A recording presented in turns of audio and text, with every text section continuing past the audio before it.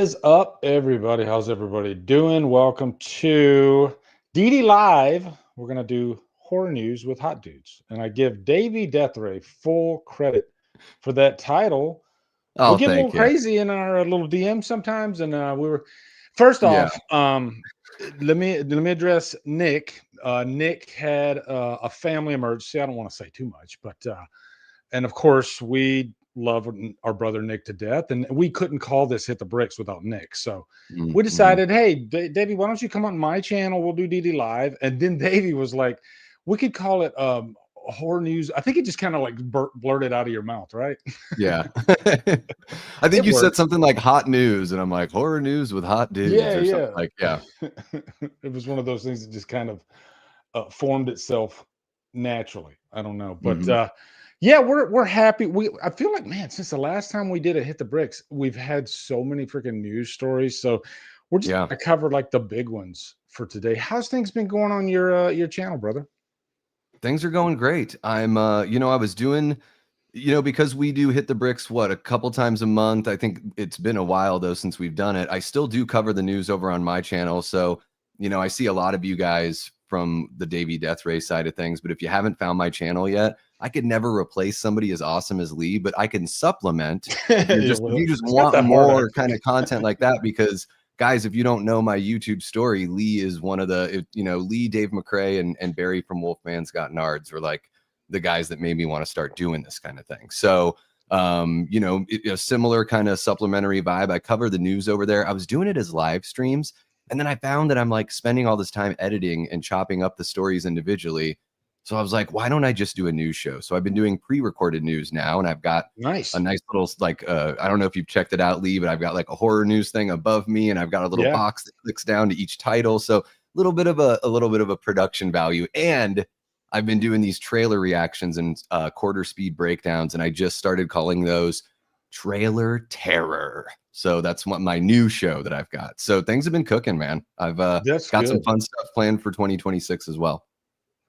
Man, I have from now until January. Oh my god, I have because there's. Are you going to do any kind of end of year lists, like pre-produced, pre-recorded? I might do one. I've never done You one should. before, but I feel like I'm at that point where I've seen enough movies this year that I Yeah, could legit do one. Yeah, you got a letterbox, don't you? I do. Yes. Yeah. Yeah, yeah. Because man, I live and die by that letterbox because I just kind of add things to it along the way throughout the year, and I put it in the Hmm. place it should be, and so it does the work for me. So at the end of the year, when I do my top 10, I just go straight. Oh, there it is. There's my top. I don't have to like think about it. That's the Yeah. nice thing, you know. So yeah, you should though, man. I think kind of. I've been doing freaking rankings since I started my channel, but it's a nice way to kind of like take stock, and you used to get pretty good views too at the end of the year because everybody's watching end of year Everyone's lists curious. and Yeah. how did your remember when we did that Halloween ranking and I Yeah. didn't look at your numbers. Did that do okay? It did pretty well. Like for me, it did pretty well. I'm happy with. I'd like what I realized about that is people, there was like a part of me, it was like a confidence thing. It was like I do these videos that were like 10 or 12 minutes long for like movie reviews, and they weren't getting very many views. But then Yeah. I found when I did a 44-minute video talking about and ranking the Halloween franchise, and not only saying like, oh, this one sucks, it's number 12, blah, blah, blah, like trying to give some positive points to every movie on the list and just having it be conversational, the numbers went really well. And then I did something similar with a Scream breakdown for that, or a Hmm. breakdown of that trailer. And that's the best video as far as performance goes. That's the best one I've had. And that was like 39 minutes. So I realized people want more. People want the long form. Yeah. So I'm just sort of like, okay, I'll lean into that when I can. And yeah, that went really well for me. And a lot of people came over and they're like, hey, I found you from Drumdums. So Hmm. definitely Dude, helps. I've Did it. literally noticed how YouTube, they're changing up their algorithm, and it seems like if you have passion and you put a lot of work into a project and it shows, doesn't Mhm. matter your subscriber count. And to back that up, I was literally looking today and I saw there was a channel with like 260,000 subscribers, and I was like, oh, they must be Yeah. like killing it. Their view count was like 1,000, 1,500. Yeah. 1,000. And that's and I was like, I'm curious. Let me click on one of these videos. What's going on here? And I click on one of it, and it felt like they were phoning it in. Of course, I'm not going to out them, but Gotcha. I think YouTube's starting to favor passion, Mm, and I think mhm. and I think creativity. Like when I look at my home feed, it's like the subscriber count doesn't really matter as much as interesting topics. And it seems like Yeah. interesting topics always find their way to the top and they end up in the home feed. And I love that you doing that because back when I started, it felt like it was more of a subscriber count type deal. And I think it's where it needs to be now. Everybody Mhm. needs to put some effort into it. So and you're definitely doing that. So you're kicking ass, man. Trying to keep up on it. I've got I promised everybody a new ranking of A Nightmare on Elm Street because I revisited that during spooky season, and that had a huge shakeup in my ranking. Way more Mhm. movement than my Halloween ranking. And I felt like for the very first time, I was like, oh, now I can really pinpoint what the problems are for me in these movies that are lesser. So don't worry, guys, it's coming. It's just a very busy Mhm. time of the year for all sorts of reasons, but I'm working on it. I think if I was thinking about this the other day, I think if I can squeeze it in, which I probably won't, but I was thinking like, how many Christmas horror movies have I watched up to this point? Mm. Maybe I could do a ranking and just kind of go through the list of like if I don't know, maybe it's 30, maybe it's 20, maybe it's 40, who knows? And just like rank because everybody does top 10 Christmas horror movies. Yeah. So I'm always trying to think, what can I do that's different? So maybe if I like just, hey, these are every Christmas horror movie I've ever seen, I'm going to rank them all for you. And of course, Silent Night, Deadly Night would have like 7 of those movies by the time Yeah. I do it. So let me Yeah, say it's hello to some people in the chat here. for We sure. got Stephanie, we got Tia, Ashton, Jay Beach, Jamie Hart. Going down, let me go back up here. Linda, how are you doing? Adrian James. Does it say Adrian James? Yeah, I think it did. Okay. So yeah. Mhm. Gory Tiger. Yeah, some beautiful Chester. Beautiful, beautiful people in the chat.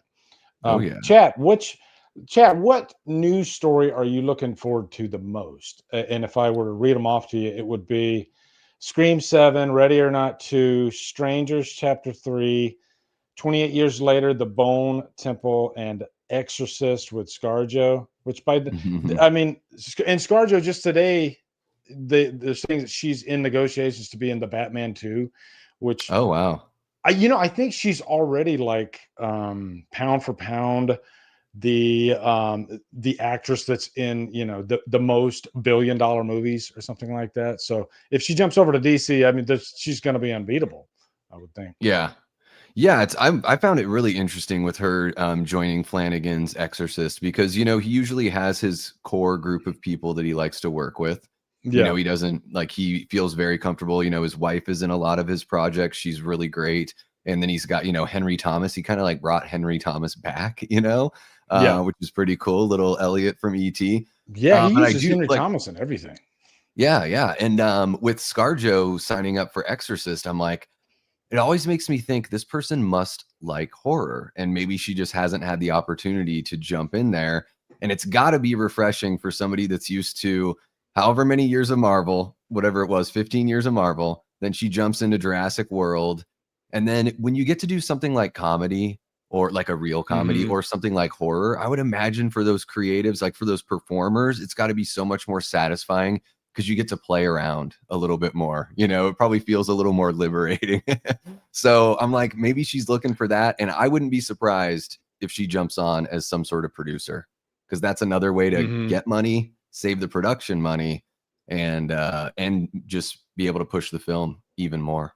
So this is huge for Mhm. Exorcist. I think horror is a good way to keep your career going forward because there's been cases of this in the past where a very successful actress or actor, um, just to mix things up a little bit, they'll jump Hmm. into like a horror thriller, white knuckle thriller type property. I mean, hell, Yeah. you could even say like freaking Harrison Ford did like What Lies Beneath, What which was Lies a Beneath is thriller. so good.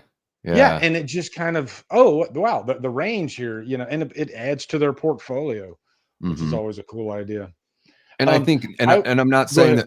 that I'm not saying that Scarlett Johansson is like of advanced age, but I do think sometimes as actors get older, again, she's not there yet, but as they get older, and maybe they're not looked at for as many of those, you know, prime kind of mainstream roles, that horror is something that sort of opens up for them, you know. Yep. But Or she never could just be a dies. really big fan. I mean, The Exorcist is massive, so who knows?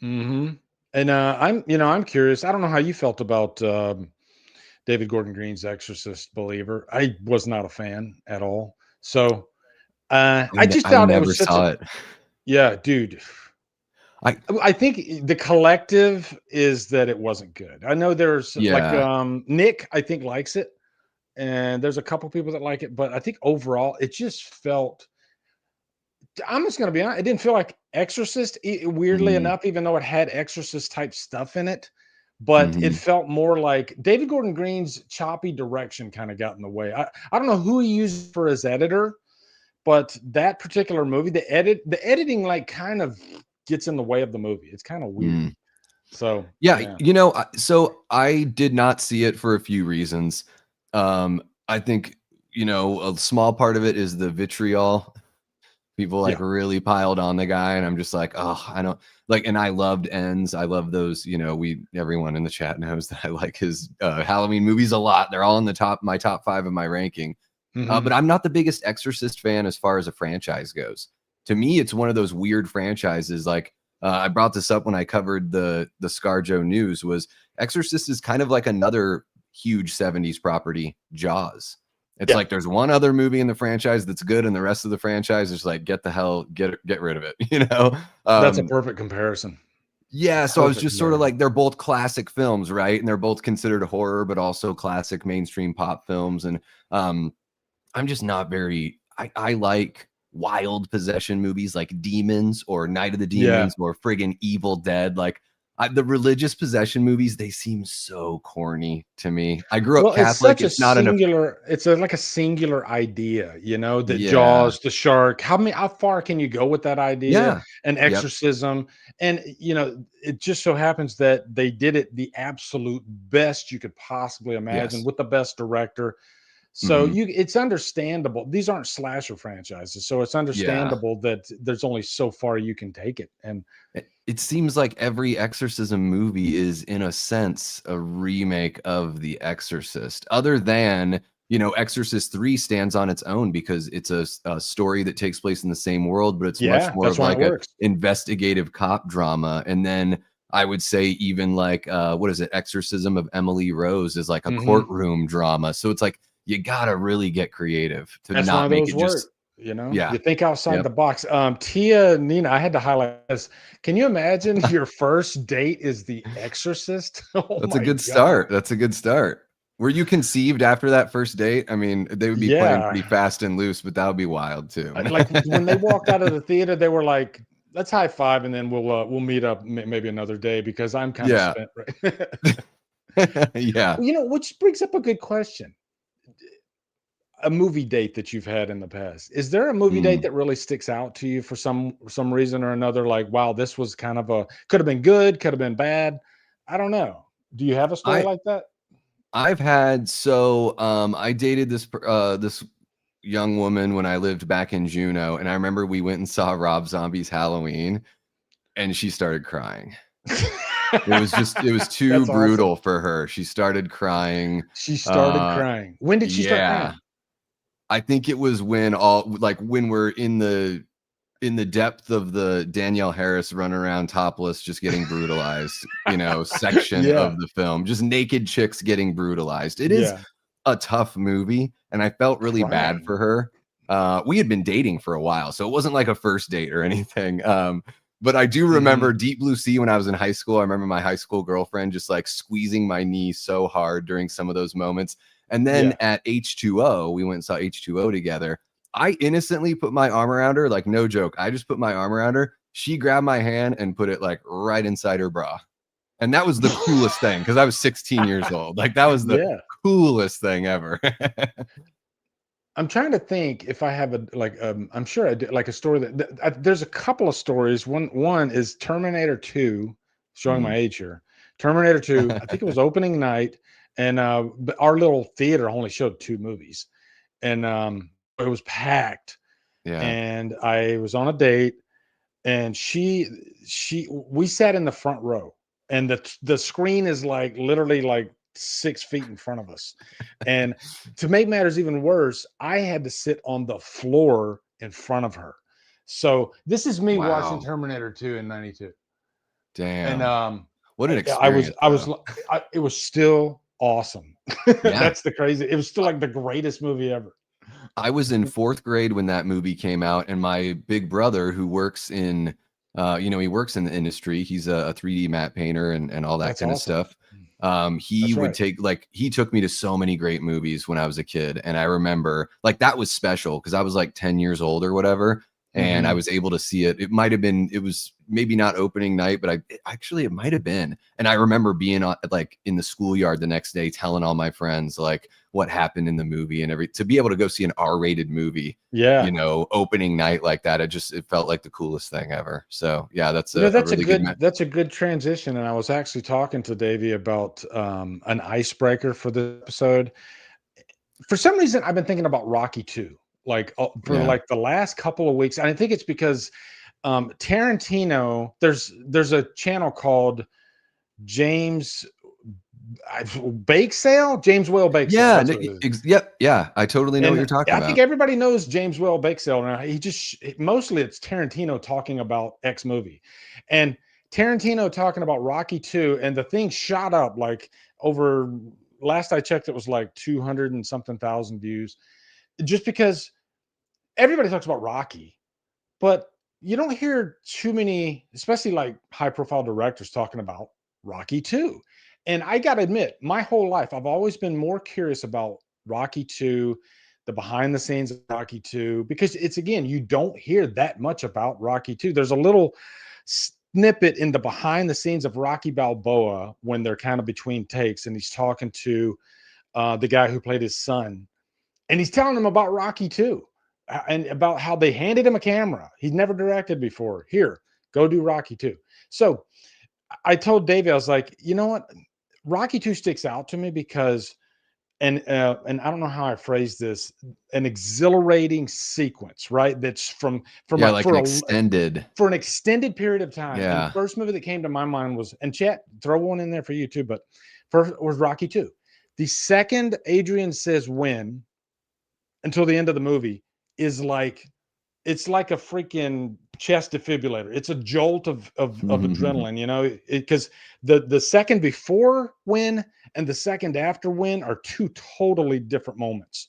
And that movie, that starts the training montage. What are you waiting for? Tickets? All the way to the greatest on-screen fight, I think, in cinema history, compared to maybe Rocky 4. Those 2 fights, you can't be. I think I'll even say Rocky 2, I think, edges out Rocky 4 just a little bit, just because of the intensity of the fight, both fighters falling at the end and getting up at the exact same time, or Rocky getting up like half a second, 10, and then he wins the fight. And it's Yeah. just, that's why Rocky works so well when it's done right. It's just because it's like a shot of adrenaline. But for an extended amount of time, what was that, like maybe 30 minutes? And your heart never stops beating for 30 minutes, So what's your example? Well, it's funny because you had brought up Terminator 2, and that's I came up with a few because I don't think I have one that's as good as Rocky 2 because Rocky 2 is friggin' amazing. Well, there's nothing as good as Rocky 2 as far as that particular subject. Yeah, I mean, especially when it comes to bringing showcasing the intensity of boxing on film. I mean, Rocky wrote the book on that, right? Yeah. And so I would say, so I'll stick with a sports theme for 1 second, because this movie is one of my favorite comedies. It's one of my favorite sports comedies of all time. But the final act of Major League, where you basically watch like the last inning of that game kind of in real time. They sort of compress most of the game, but you get some really intense, like good baseball like moments in this wildly hilarious R-rated comedy film. But they handle the baseball so well. So I really dig that. Terminator 2 came to mind because like once they get to Cyberdyne and they're trying to get the arm and the chip, like from there on out, like dealing with the SWAT team. T-1000 shows up. T-1000 chases them to the refinery, and like it seems like that's like a 35-40 minute chunk of the film that is just nonstop, and just for a director to be able to keep up that momentum for that amount of time, you know, it takes a skilled director for sure. Yeah, and it seems like it's almost real time as well. So a couple other ones that stood out to me, I got to throw some love to the horror master Alfred Hitchcock, because the movie Rope, that I don't hear a lot of people talking about, Never seen it. pretty much shot in real time. And I think he only cut the film because back then reels were like 12 minutes long or whatever it was. He only cut the film when the reel was like running out. So they shoot it almost like a stage play, and they would have characters walking through a doorway, and he would edit it on the seam of the doorway. So like the black spot. It feels like it's a seamless play that you're watching. It's got Jimmy Stewart in it. It's really good. It's not necessarily horror, but man, there's some psychological kind of stuff going on there that's very interesting. It's about two guys. I can give the premise. These two guys figure that they're intellectually superior to one of their really good friends that they've grown up with and gone to boarding school with. They want to know what it's like to kill somebody because they believe that they have the right to know what that feels like. One of them feels bad about it after, one of them doesn't. And the opening shot of the movie is they've stuffed him into a chest. They've put a tablecloth over the chest, and everyone is showing up to the apartment for his engagement dinner, the dead guy's engagement dinner. And it's all about Jimmy Stewart trying to like, he starts to put together because he knows these kids so well. He like was their teacher. It's just very tense. And then I got a couple other quick ones. Return of the Jedi, the final act. Say what you want about the movie. Good one. Some of the best editing and real time. And the final act of Alien. I think the original Alien does a really good job. I was going to, well, Evil Alex said Aliens. As he said that, I started thinking about The Thing. As soon as you get to the defibrillator, there's a good stretch of time where the paranoia really kicks in. And you don't trust, like, you don't trust people, but then you really don't trust anybody as soon as that, like, because it just kind of, you know, it kind of leaps up on you, I guess, literally. And there's movies like that and Alien and stuff. It's like it's so close to real time. They probably compress it a little bit, but it feels The Thing too. It feels like a good 40-45 minutes where you're maybe experiencing a couple hours in that world. It feels very like you're right there. It puts you right there. It immerses you. Yeah. So I guess this would be a good transition. Because I could say, I think first Scream, at a certain point, especially when Stu and Billy present themselves, what I love about that reveal is it's not just okay, they're the killer, maybe another 5 minutes and then the movie's over. No, we're the killer. Now let's psychologically and physically torture Sydney for like the next 20 minutes and then have a complete meltdown amongst each other while we're doing it. And Sydney's got to sit back and watch these two, like, are they going to kill me now? Or are they going to kill each other? You know? Scream's a good example, but I guess that's a good tie into Scream 7 because for some reason there was this massive rumor that came out that there was going to be a trailer today. And let me tell you my initial thought process when I heard that. I'm being completely honest with you, Davey, and I haven't told this before we went live, but it's not happening. There's no way it's happening. And the reason I thought that was only because of timing. And correct me if I'm wrong, but didn't the first trailer come out not too long ago? It feels like it was only like what a month and a half. Yeah, maybe 6 weeks ago, something like that. 6 weeks, yeah. So I don't know why they would put out another trailer this early in the game. I would think they would save it for, I would think probably mid-January, early January is a better time if you want to release another, because I think that the first trailer gives me everything I want to know. So yeah. Davey, I got a question for you, and this is just all speculation. Why do you think these things happen? Why do you think that rumor got so big? I don't know. I guess some people maybe they just crop up because whoever creates the rumor wants to get a little attention and see how many people bite. Yeah.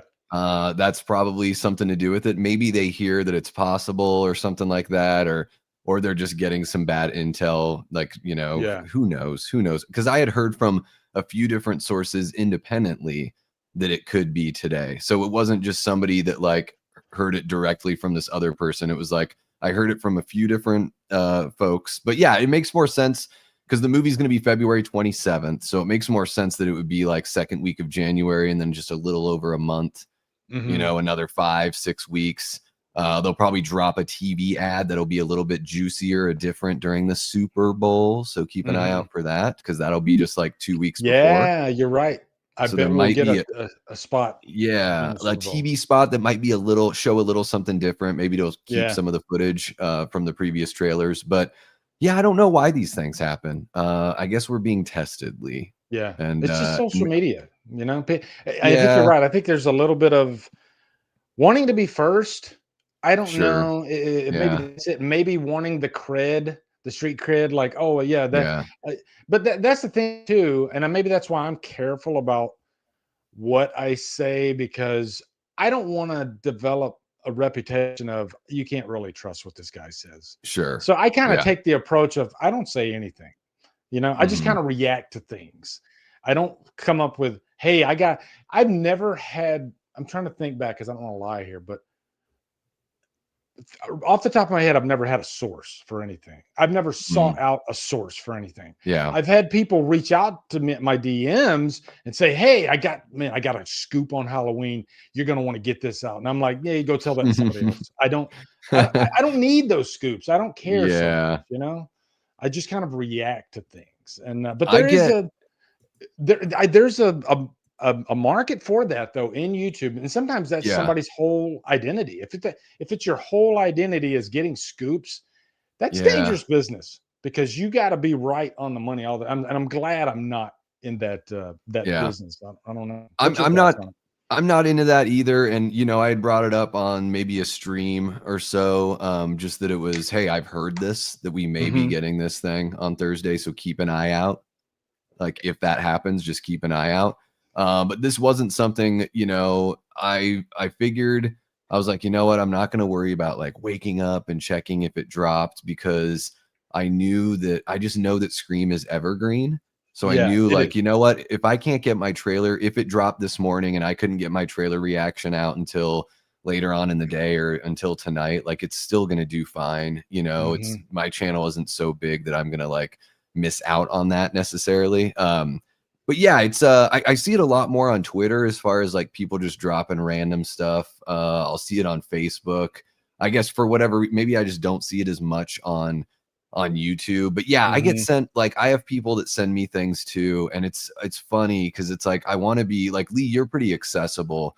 At least like when I was, you know, when I was just a fan and everything, and I would, you know, occasionally comment and try to be thoughtful or whatever. You were always like really engaging and all that kind of stuff. Oh yeah, And I talking try to to be it. Yeah. accessible too.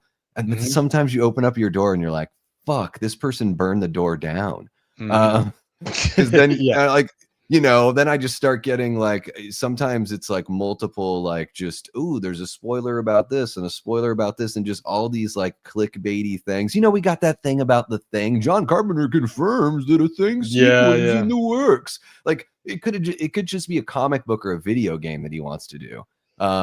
You know, when we see that stuff, I saw one the other day. Netflix has confirmed that the spinoff is about Nancy Wheeler, and it's like that's a book that just came out.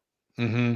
But that you see a graphic and the text looks really good, and there's a logo at the center and the top, and it looks like it's coming. You know, it's like if I don't hear it from Variety, Hollywood Reporter, Deadline, or it doesn't come down the pike through Bloody Disgusting, then I'm just like, I'm acting like it ain't real. That's Well, my thing. also, I think the loses are much, much, much more memorable than the wins. And Yeah. I can give you like just Yeah. a, s- a little story, not really a story, but just an incident that happened when before Halloween Ends came out. And we didn't really know anything about, well, I don't think at that time we didn't even really know too much about Corey. But I Hmm. remember there were channels and they would run with every scoop that they would get about Halloween Ends. And I remember one of them, some guy leaked this image of this toy that looked like a Hobo Myers. Do you remember this? Oh yeah, yeah. I remember Hobo Myers. Yes, I Yeah, remember Hobo that Myers, rumor that he was coming back. rumor, and then there were channels that took that and was like, "Oh, that's no, I know, I got a source that told me, yeah, this is, yeah, he's gonna look like this in the movie," and it turns out that he didn't look. There was no Hobo Myers. I mean, I guess there was Yeah. sort, but it didn't look Well, anything like, there's you know. yeah, there's the guy that says I'm Michael Myers or whatever, Mhm, you know. There's that guy, but he's not Michael mhm. Myers.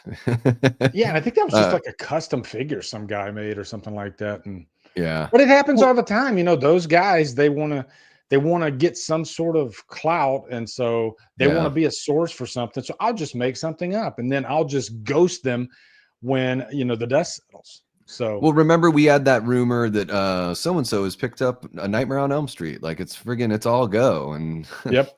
the studio was like, no, like not even close. Yeah, Sorry. and the artwork for the Steelbook edition, there were a Sure, couple of yeah, different that popped out yeah. on that, so So there is a little bit of that clout chasing and hoping that you're, you know, everyone wants. So everyone that's a creator out there, of course, you want your channel or your persona or whatever to like pop. You want to like burst that bubble, and you want everyone to know who you are. yeah. But I don't know. I guess like, you know, yes, I was hopeful that there was a Scream 7 trailer coming out. But I certainly wasn't running around being like, guys, it's definitely coming. Like I'm the one. It's just sort of like I I will cover it when it comes out because I love the franchise. And you know, it's not so much about clout chasing as it is just sharing my passion with all of you guys and being nerds about the stuff we love. Yeah, Davey, and you can kind of compare it to just trying to get YouTube rich quick, and Sure. I've always played the long game. I've seen so Hmm. many channels come and go, and some of them they Hmm. spike and then they just drop off super quick. And Yeah. yeah, I've always just kind of like kept my head low, work hard, put out my videos, and you know, just do my thing and not Yeah. try to chase clout. And I think Yeah. I'm different now, headspace wise, 10 years into it than I was, Hmm. say, a couple 2 years in. There was a time where I kind of bought into my own hype, and I thought I was the shit. And I, you know, I got a little bit egotistical after, especially when Halloween 2018 was coming out, and I thought my shit Mm. didn't sink, and I was getting crazy views, you know. And luckily, I was able to check myself on that pretty early on, and I was like, wait, you know what? Do I want to do this for a long time, or do I want to keep trying to up my game as far as Yeah. like what I'll do? How far will I go to get clicks, to get views? And Yeah. sometimes you can sell your soul to get those clicks, and so yeah, Yeah. I'm happy I with what think I'm doing. yeah, and it's a fine line, you know. I think people can tell when you're being disingenuous. And so I Yeah. think like there's something to be said for that. And that's why certain things I just like, you know, people might be like, why don't you cover this? Or why didn't you do a video on this? And it's like, well, because I don't want to fake it. And that's a reason why I don't do traditional movie reviews. Like on a live stream, I might let the people know like what I've been watching lately and kind of give you guys a review or, you know, I do some over on the horror show channel as well. But I Yeah. found like there's so many great people out there doing reviews. Like I think I can bring, I think what I need to do is find what I do that's different that makes people want to come over and check out my channel and not just try to, Mhm. you know, oh, Lee did this or Nick did that, or I saw Cody Leach cover this thing. It's like, no, no, no. Yeah. Like we might all end up covering the same things, but it's like I'm sort of, I kind of have the blinders on as far as like I'm going to cover this thing no matter what, you know. And Eli, I see your chat there. I am not tired of you. I'm definitely not talking about you. Eli is a great supporter, and whenever Eli sends me something, Eli's you're one of the few people out there that has my phone number, Eli. So just don't share it. No, but Eli will send me good shit. Like he sent me the Portrait of God news, which I had no idea about that short, but you Mhm. know, Sam Raimi and Jordan Peele are teaming up to produce a film based on this short, and Eli sent me that. That's good shit. Like Yeah. I need to know about that. So I appreciate Yeah, you, we Eli. have certain people, like I have Jose. I get Instagram messages from one or two devoted Mm, watchers, and for that's years, awesome. and they constantly will send me scoops, and you know, I try to thank them every time I can. And Hmm. some people, they're just the most giving people. But what you were saying about I used to do that. I used to say, I got to cover this and I got to cover this and I got to cover this and I got to cover this. You can't do everything. And I Yeah. literally had somebody comment on a recent video that I did. And he says, hey, I just want you to know, I'm glad you're not covering Welcome to Derry and and Mhm. Stranger Things, because every horror channel right now is covering those things, and I'm Mhm. kind of sick of watching it. And so it was, yeah, and but and it could flip, and somebody could send you Sure. something that I've Yeah. been covering, and you know what I mean. Oh, So sure. it's not, and it wasn't even like a strategic thing. It was just like I kind of want to do Silent Night, Deadly Night right now, and I don't have time Mhm. to do Welcome to Derry and all this other stuff and Stranger Things. So Mhm. it kind of worked out like that. That somebody out there would say, "Hey, there's some there's some variety here in the horror YouTube space. Yeah. I You had can somebody reached out to me and they're like, I don't even go to Bloody Disgusting anymore. I just wait for your videos to come out yeah because you cover the stories I actually care about. And I'm like, I ended up putting that in my news show where I say that I'm like, where we sift through everything and we cover the stories that you guys care about, because then that way yeah, you dude. I just was get gonna do it's a condensed. yesterday. I was gonna do a Ready or Not 2 trailer reaction, and I was like, you know what? I bet Davey's already done. Davey's probably covered everything and then some, and I don't have to do it. So, and I you know what? That's a good segue because I still have not seen the trailer for Ready or Not 2. So, Oh shoot. would you like to watch my live reaction? Yeah, yeah, let's Let me, experience that together. yeah, let me pull it up real quick here. I got to get faster with StreamYard. I get to yapping, and then Oh no, you're cool. You have a yeah. captive audience, Lee. You're all right. I'm never fast with these things though. I take too long. Okay, here we go. So right now I got The Strangers. But you know what? Since we're here, let's go ahead and quickly cover this, okay? Because I want to get David's thoughts on this, and then we'll go to Ready or Mhm. Not 2, okay? Because this Okay. just dropped today. This brand new poster for The Mm. Strangers Chapter 3. Now, Davey's been covering Ready or Not 2. I've been covering The Strangers Chapter 3, if you've been paying attention, because I did a reaction for that. I did a breakdown, shot by shot breakdown. I'm right now. I'm really excited for this movie, and I was kind of jokingly in my title said I'm the only guy excited for this movie. Yeah, nobody Everybody else else is is just talking like, about. yeah. If you want your the guy that's like supports Stranger Chapter 3, come over to my channel because I'm that Yeah. guy. But I like this new poster. I mean, I don't know. It's kind of cool looking. Have you seen the new trailer yet, Davey? I watched your I did watch The your reaction. So I checked it Okay. out and I saw it through your reaction. So yeah, but I have not seen chapters 1 or 2. That's right. You said you haven't. So, I have only seen Pray at Night. That's the only Strangers movie I've ever seen. wow, you've never even seen the 2008 one, huh? No, I know I'm terrible. That's crazy.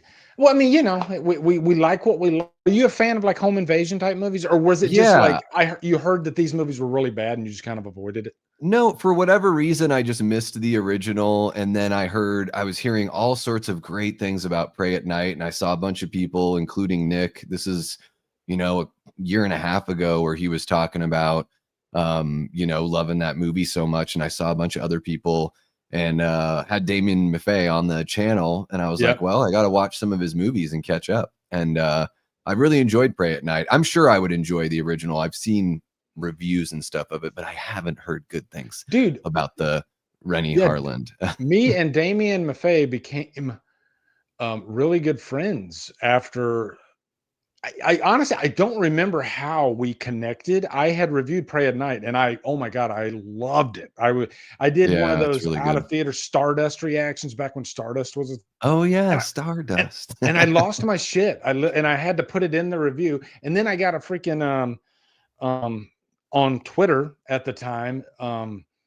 Bailey Madison, who was the teenage girl in the movie, she saw my Mhm. review. She posted something on Twitter, really, really nice, tagging me and saying, thank you so much, and blah, blah, blah, and all this stuff. And so maybe that's kind of how I met Damien. But then me and Damien, we would start talking back and forth on, our DMs. And we still to this day, and he would say, dude, have you seen this slasher and this slash? Damien's I mean, he's the real deal. Like He's a huge fan. he knows a lot of deep cut slashers, and he turned me on Yeah. to like Alice, Sweet Alice, and Madhouse. And he was like, "No, dude, you don't want to watch Happy Birthday to Me. you want to watch Madhouse, because they're both kind of the same movie. Yeah. But yeah, He he's good. He's good shit, man. I love Damien. he's such a down to earth kind of regular dude. It was really cool just having Just a like chat with Leanna. him, and just like Just Miss like Leanna Leanna. Beverage. How are you doing, Miss? And you know, Damien Maffei is you know, huge Black Christmas fan and all that. And it was really cool that he got to be involved with the TCM game, because you know, I think he Oh, is he's a a gamer massive as Black well. Christmas And fan. Yeah. yeah. Well, So yeah. I All just just did the 2019 revisited, and on X, he so couldn't sorry. wait to say, "What the fuck are you doing?" Because he hates that Yeah. movie. That movie is it is insulting. It does go too far. Dude, I didn't expect it. Yeah. Like, I thought because sometimes there's a fever around a new movie, and I think Sure. sometimes we can overreact. I've done it. Yes. And when that movie came out, 2019, nobody was nice to it for the most part. Everybody was just like, Mhm. "Oh my god, this is the biggest piece of shit on the planet Earth," and because it's new, I gotta hate it even more. And so I thought, it's been 6 years, and it's the time. I feel like I want to do this revisited, and I'm curious to watch this movie again, Yeah. and to see, as an experiment. I hated it more, if that's It possible. is it is so cringeworthy. It Oh is, my you know, god. all those movies that some people are like, you know, I know you've dealt with this with Predator Badlands, where it's just Yeah. like people are hounding you for liking a movie that they consider woke. Well, if you think any movie that someone would say is woke, uh go watch Black Christmas That's it. 2019, and That's your answer. it puts all of them to shame, because it is just, it's almost like you can't even tell if it's parody or not. It's so over the top bad. Like literally the bad guy is like masculine toxicity in sludge form. It's like Yeah, that's the thing. One thing I it's noticed with so this absurd. past It's like a watch. statue that just oozes goo that makes men become terrible people. Yeah, It's so who bizarre. thought up this fucking idea? It's just It horrible. But yes, I literally have, like, I got gay friends, and I had gay friends say, "Hey, I'm like as liberal as you can get, and I'm progressive as you can get." And I thought, "Wow, this movie's woke as fuck." Like literally, yeah. it's woke The when literal liberals, gay people are saying, "Wow, this movie just goes way too far, way sure, too far." and it's got a couple of moments when you see the frozen girl on the balcony. I'm like, okay, that's a cool shot. You Yeah, know, I'll get like, and then you know the opening kill in the snow, that's like the snow angel. But then when they drag her away, I'm like, now it's a dick in the snow. It yeah, just looks like a dick. I'm it does. like, It's a dick in I, the snow. either that's brilliant or wow, or they're clueless. I don't know. Nothing is earned in the movie. And one thing that I noticed Yeah, when I was watching it was, it's horribly written, because none yeah, of the characters, like, of all the female characters, the main group, not a hmm single one of them has an identifiable personality trait. I noticed this when I was watching. no, They're all yeah, just blank. They're yeah, angry blank spaces. That's all they are, just angry blank space. There's no time given to them as a character. So hmm when you have all this rage and anti-man jargon, then it's you don't earn it, because you're not yeah. giving, like, they don't. I think, if I had to say what they could have done, maybe that would help it, because our main character Riley, she's SA'd in the movie, right? So that's Mhm. a good starting point to raise some emotion, raise some tension. So maybe have a scene there making us angry for her. But they just Sure. kind of, out the gate, you don't get any kind of that build up. It's just, she's No. angry. That's It's it's the opening of the movie. She's angry, and it's it's not her. very surface level, and there's no like redeemable male character in the movie Mhm. either, which is unfortunate, because it would have been, if somebody would be able to kind of echo that stuff and not be like the, you know, the wussy main character guy that doesn't really fit that bill. It does have the most hilarious line though, when the guy's like, not all men are blah blah blah, and the Yeah, girl's like, did you just not all men me? I'm like, shit, somebody wrote that. That's I wild to know, man. me. But It's baffling. dude, I lived in Portland for like 12 years. There are people that I met living there that are like those girls. Oh, I No believe it. joke.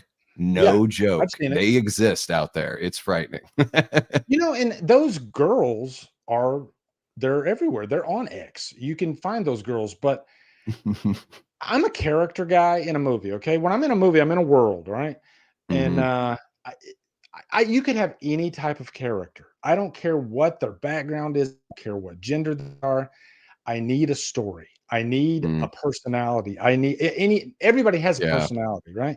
I need Mhm. some sort of background. You can't just give me a blank, angry slate. That you're not earning anything. Yeah. So all you're gonna do is really just piss off your audience. So, but Strangers Chapter 3, um, Yes. now I will say that's 3 movies. It's gonna take up your time. Two movies right now. You would have to watch the first and second. The first one's really bad. I will say that. The second one, the second one's good. I think it's the Rob Zombie Halloween 2 situation. Oh, Rob okay. Zombie had to remake the first movie, and a lot of it feels like work. Like if on his end, it feels like, oh shit, Sure. I gotta do this, and I gotta do this, and I gotta tell this story. But Rob Yeah. Zombie's Halloween 2, he had carte blanche. He could do whatever he wanted. That's what Strangers Chapter 2 does. It goes into uncharted territory, and I do think they go to some interesting places. And I think it ends on a really cool note, setting up for a nice revenge story. So that's why I'm really Mm. excited for Chapter 3. Um, I'm not going to read this whole story, but this is the poster. Strangers Chapter 3 poster brings Madeline Pesh, final girl, back. I like the teaser because you know a little, but you don't know that much at all. But you kind of get the idea. You know that, okay, she's in the stranger's mask now, Mhm. but we don't know how she got there, which I'm glad. I want to find out how she got there. Did she infiltrate? Which I doubt it, because it's kind of hard not to notice her ponytail, red haired ponytail. Yeah. I'm giving them the benefit of the doubt writing wise on that one. Um, maybe she infiltrated before and then they gave her the mask. That's what I'm thinking happens. But Madeline Pesh is back one final time, Stranger Chapter 3 next year, the third and mercifully final installment for director Rennie Harlin's. I don't think they're that confident either. The Stranger Chapter 3 brings the saga to a close, and a battle damaged Maya makes her last stand on the poster for Stranger Chapter 3, which gives us an interesting suggestion that Maya will find herself underneath the pinup girl mask at some point during the course of the movie. Any theories? Mhm. Davey, I will say, when the first movie was coming out and they were hyping it up, like find out how the strangers became the strangers, I Mhm. think everybody's initial thought was, oh, maybe the strangers themselves were once victims. Yeah. And we still don't know that to this day. So maybe chapter 3 could, offer some interesting Yeah. notes there. That trailer makes me think, I'm like, I can't tell if she's getting vengeance or if she's just become like part of their cult. Like Yeah, if the trauma has like twisted her to where now she's a killer, I mean, you it could be know? like Scout Taylor Compton at the end of Rob Zombie's Halloween 2. She didn't look like she was all there, right? Yeah. So maybe this takes it a step further, and we get to that point, and now she becomes a killer, and then maybe somebody kills her. I don't know. I wasn't excited after I watched the first movie, because I was just like, wow, that's just a really watered down remake of the 2008 movie, which is really Yeah. good. But 2 and 3, it's like, after this is all said and done, if you're into this whole thing, Mhm. um, there would almost have to be some sort of supercut and just taking out Yeah. like most of the first movie, because it is tough to get through the first movie. But yes, Or you just watch the original and then go to chapter 2. You skip chapter 1, but you watch the very, very first Strangers. yeah, Um, yeah, who it, knows? I'm getting a vibe here from the poster with like the burning floating embers, and then the text Mhm. looks like, like irons that you would use to brand a cow or something like Yeah, that. So I'm I think getting there some is some feeling, branding in there. yeah, that we might, because I haven't seen the other 2 movies. I don't know if that's an element already, but I would not be surprised if in this one that becomes a way that she gets her revenge. Okay, we got the trailer here for, let's do this. Ready or Not to. I haven't seen the trailer yet, so All give right. live reaction. Davey. All right. Now, without giving too much away, did you like the trailer? I did, yeah. I did, and I liked the first film too. Oh, I love the It's my first. favorite radio silence film, easy. It's not even really close. My stool almost went on my dog. I wanted to make sure I didn't pinch my dog. Oh my God, he'd be really upset. Levi's in diapers, by the way, because he's 15 years old now. Wow. Poor guy. Yeah, man. And he pees a lot. Because he's at that Mhm. age, and he Yeah. can't control his bowels anymore. So it's tough, man. Like, have you ever had an old dog? When I was a very little kid, we had an old Yeah. dog, and it was sad. Like, she got sick and lost control of all that kind of stuff. And it's always tough whenever you have to say goodbye. This is it's never the easy. first. I mean, we've had pets in the past, um, but we've never had one like this where we're around because we've had pets in the past that we had kind of because of my military situation or whatever, family Mhm. members took them or so I Mhm. didn't have to go through that process of the end of their life.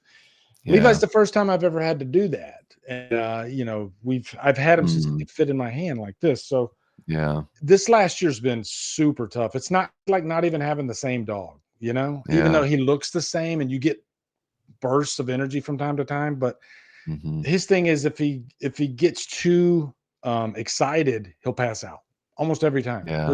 He'll pass out, and it's freaking brutal. So, It's but scary.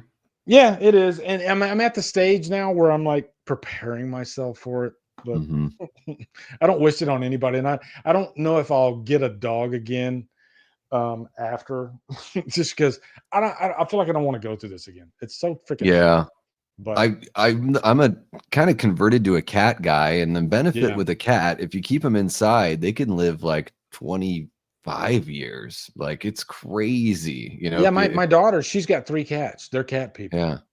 you know? Yeah, My son's a I dog person, but the cats are just a little more like they just kind of take care of their own stuff. They come yeah. around when they want you. They're a little more independent. I like that. You Mhm. don't have to be like, shit, I got to get home and get my dog out. A Having cat's a like, dog is like having a child, yeah, sometimes. yeah. It's a lot more work, especially at this phase in his life, but yeah. Mm-hmm. Now, Ready or Not, I'm trying to remember because there was like a supernatural element to the first movie at the end, Yeah. and refresh my memory, why did everybody start exploding at the end of the movie?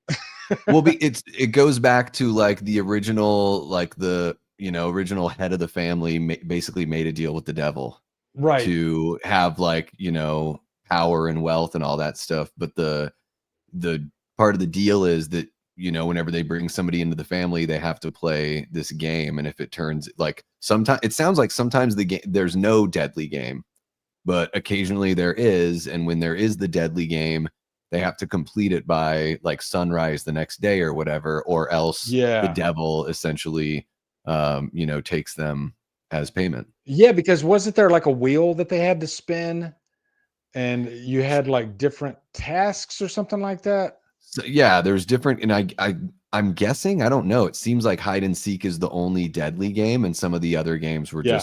just regular games to play. But whenever hide and seek comes up, like that's the one. But Oh, it yeah, and wasn't this yeah, like the first time that it had landed on that, like in like it 100 had been years or something like that? something crazy. It had been a I can't while. remember. Yeah, it had been a while. But Yeah, radio silence, it's which is very cool similar to freaking. the vampire explosions in Abigail. They're really into that sudden burst of They're blood they're just going definitely into everywhere. explosions, blood explosions. Yeah. Their next movie should just be called Blood Explosion.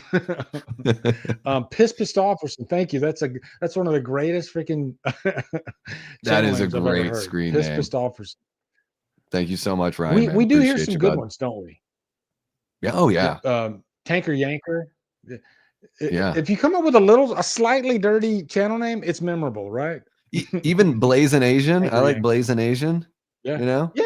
It just rolls off the tongue. Yeah. All right. So yeah, let's pull up this trailer now. All right, here we go. Thank you for that super chat, Piss. Okay. Let me get back over here. And do I want it? Let's do the. Do I do the full screen? Let's try that. There we go. Okay, cool. All right, here we go. That's the end of the first movie. Okay, I'm gonna try not to pause this. Watch it one time through. Okay, here we go. All right. Hide and seek? You're really gonna play that? I love Samara Weaving. Thank God it's over. Nope.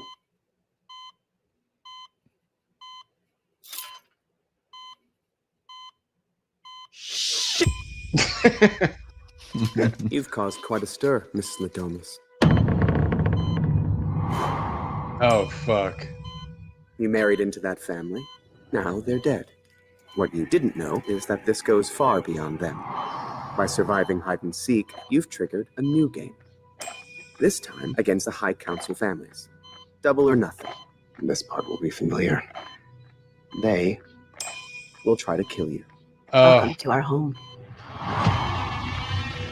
Hunters, may the best family win. Skippy screams. The game begins in 5, 4, 3, 2, 1. I'm not playing. Uh-oh. Okay. Pernilla, kill the system. No, God damn it! Don't hurt her! I love it. Yeah. Whoever wins runs everything. Everything? The world. Can't believe you dragged me out of this shit. It's exciting. What exciting for me? Oh, God. Clear. Dude, Samara Weaving, her scream. I know.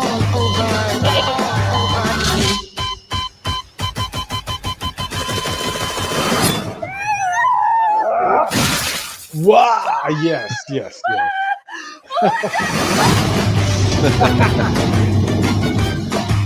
Oh my God. Dude, that might have jumped to the top of my freaking list for next year.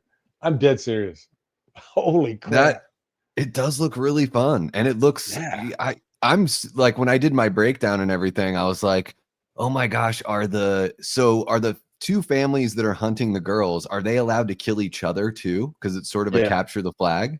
Because that would give it another little different wrinkle instead of it just being another, chasing the girls kind of movie. If they're because This is the some one world guy building says right here. I kind of relate it to the. Well, I was going to say, I kind of relate it to like John Wick. You know how the first John Wick movie was very small scale. We didn't realize how big this world could get. And then the second movie, then it just opens up.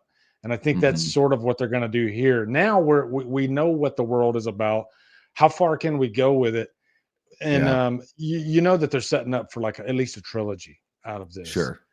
But Samara Weaving, man, she's like the secret ingredient too. Like she is just infectious. Like I can't think of, is there another actress that's that infectious today that you can think of? I mean, as far as like really put her in the right role, like ridiculously attractive actresses that do good have work. The talent to back it up. Yeah, I think she might be like her and Margot Robbie are almost indistinguishable to me. They're both they are. They're ridiculously gorgeous blonde white women. Like I can't tell the difference. And they're both really good at acting as well. And they both do great. Like, I think Samara's American accent's really good because I think she's Australian, something like that. Yeah, she is. Yeah. So is Margot Robbie. Oh, okay. Right? Shit. Yeah. Wow. Maybe they are sisters. But I do think they're growing them over there or something. I don't know. I think Catherine Newton is a good pick for Samara Weaving's sister. I think they've got a similar enough look. She was great in Lisa Frankenstein, actually. See, I still need to see that one, but I did enjoy her in Abigail. I thought she was really good in Abigail. That quirky sense of femme fatale, sense of humor. She's got that, and I think those two together, it's a no-brainer, man. It's and she's got Catherine Newton has this, like, I know she's blonde in this film, but she's got that Betty Boop kind of quality to her. Yeah. There's just something so cute and adorable. Like she's got that kind of old timey look. But yeah, this movie looks really fun. Like Sarah Michelle Gellar, I love Buffy the Vampire Slayer. Seeing her like get to do action again. Her little snort laugh moment was like felt pretty natural there.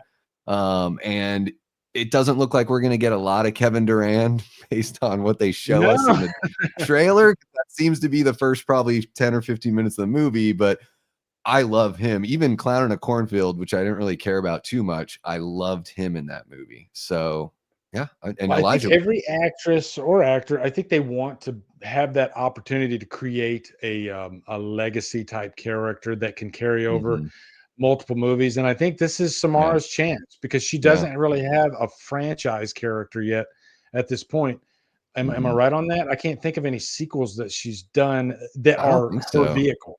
Like she was in Scream 6, but it's not her vehicle. So this is her chance. She stars in this movie. If this movie, and this is one of those movies, like I can't tell if it's going to go through the roof box office wise because the box office is so unpredictable these days. Good movies are tanking at the box office. So this is the type of movie that it has the chance to like go north of like 100, 200, maybe even 300 million worldwide at least. Just because of how infectious it's like a crowd pleaser. Yeah, and it's coming out, I think it's April 10th. I think that's like a good time to put out, you know, a movie like this because there's not going to be competition from like huge movies. At least we don't know of that yet. So I think it's good timing. I do think the first film is really accessible. And yeah, like you're saying, like the world building, like we could get to a third movie that's like maybe even a little more epic because there are kind of like demonic forces at work here. We could see a third movie that reaches, you know, a Cabin in the Woods gets like so like epic and like larger than life, and you find out that there are literally like giant gods still running things. Yeah, like Cabin in the Woods is so freaking great.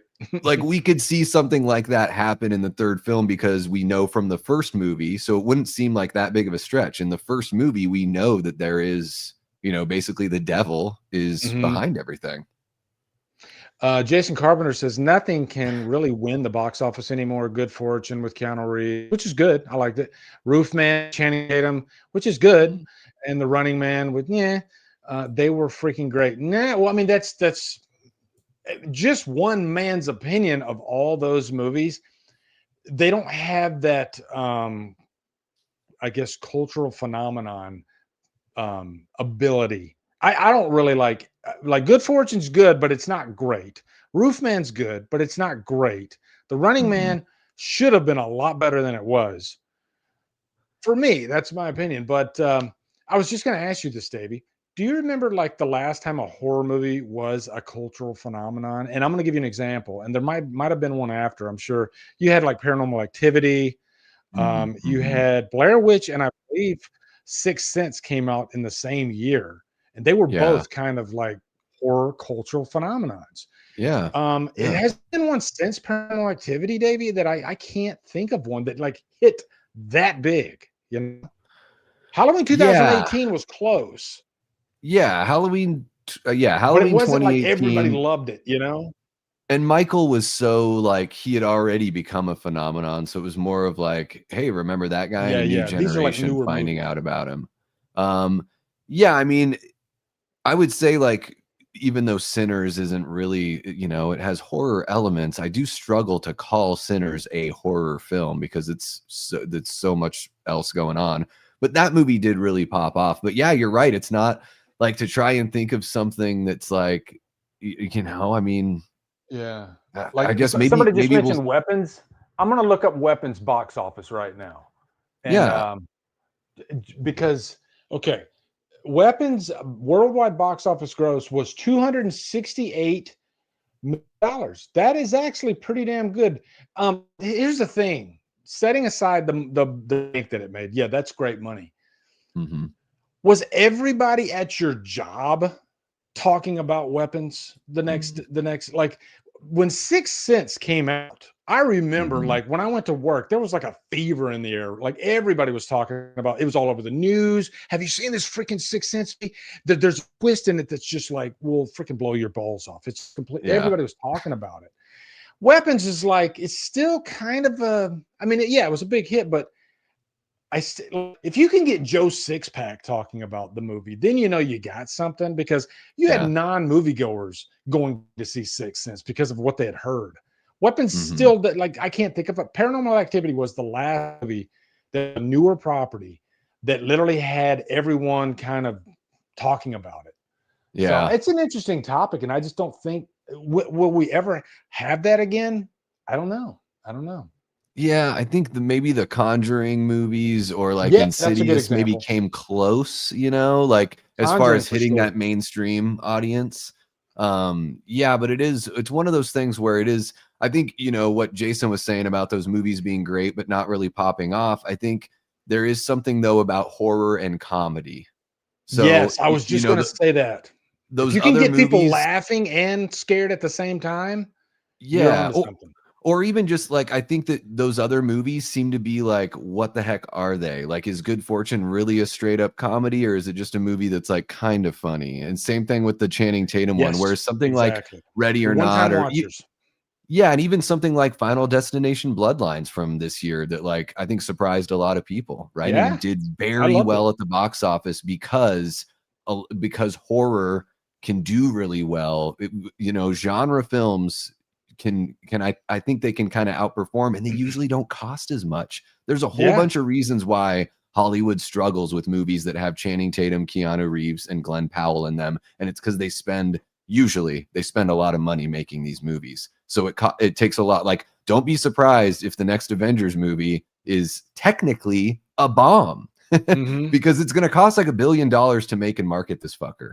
Did you So they have hear to that, make 2 billion I to, I you saw know. something that, Deadpool and Wolverine, like, they try to keep these budgets under wraps. I saw something, I think Sean Chandler was talking about this.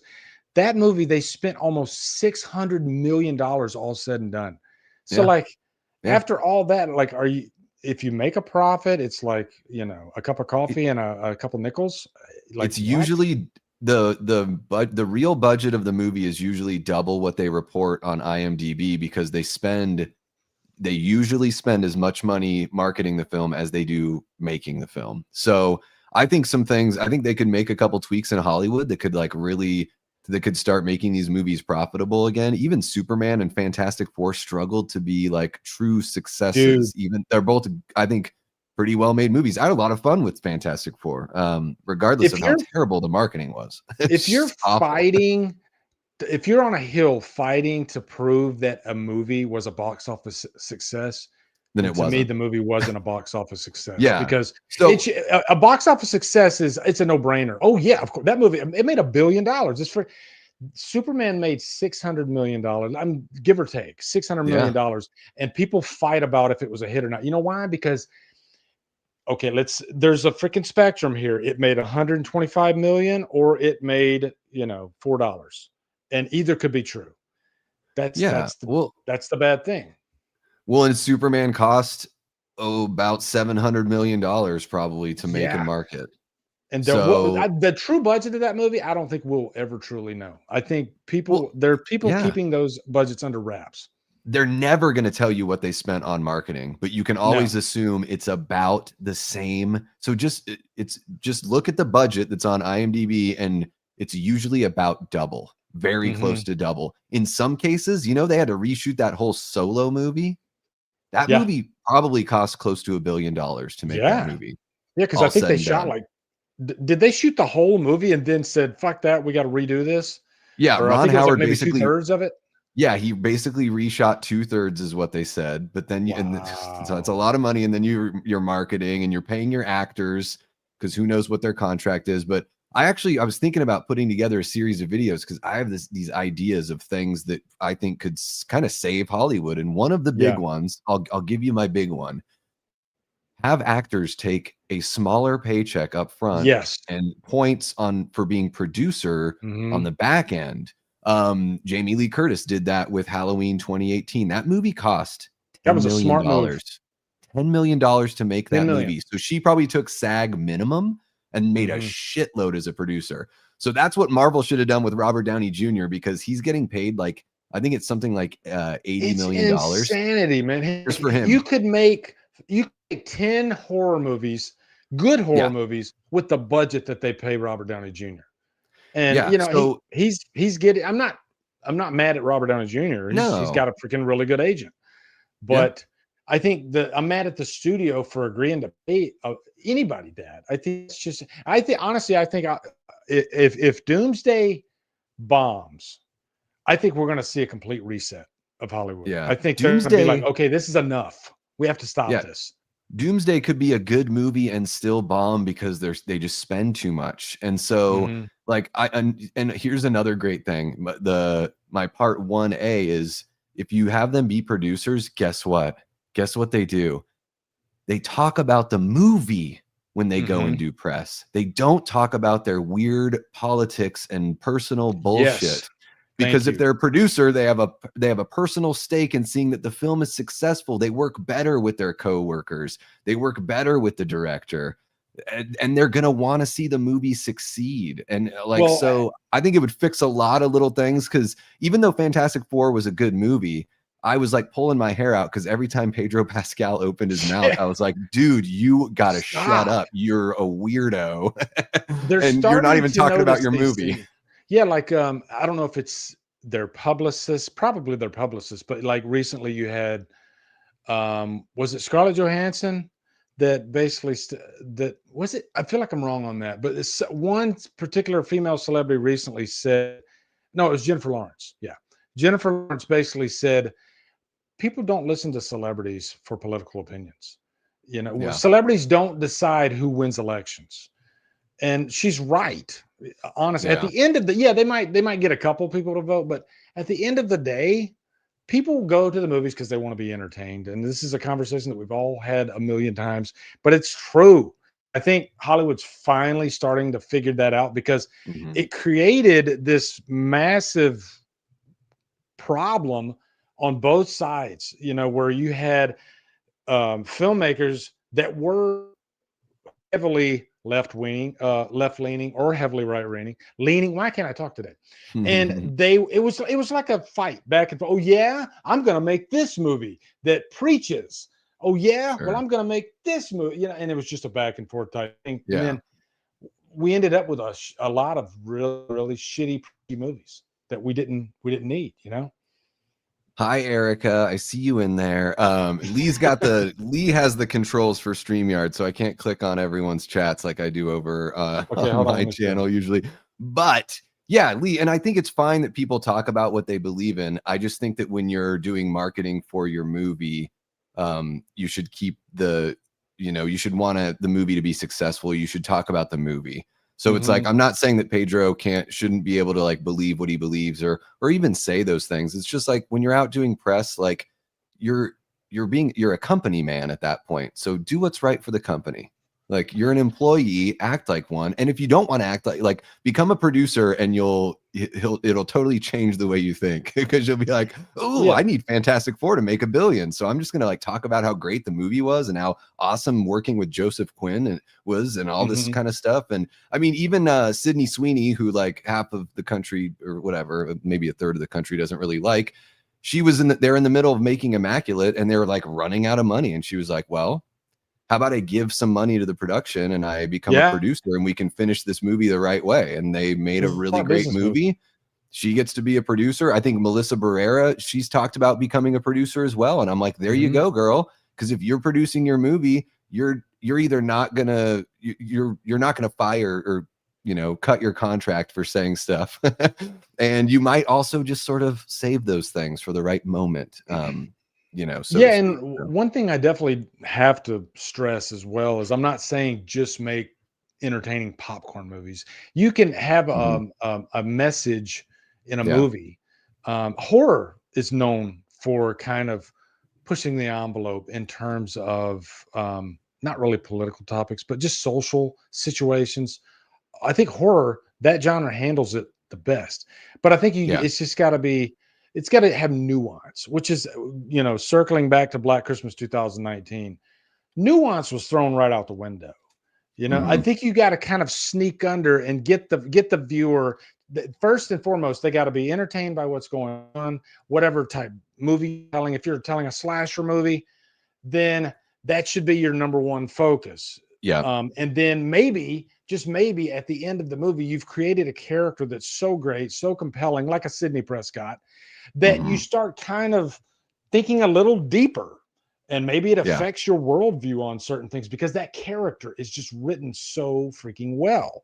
But if you have a character that's just written horribly and they're screaming at you, that's just going to piss off your audience, you know? Yeah, 100%. I just think the most important thing is the story and the character development. And then you can still, there's nothing wrong. All movies have some sort of message. If they don't, then there's really no point in watching them. But it's just about like, you know, like Romero is my favorite director. I love the movies that he wrote. He says so much about humanity.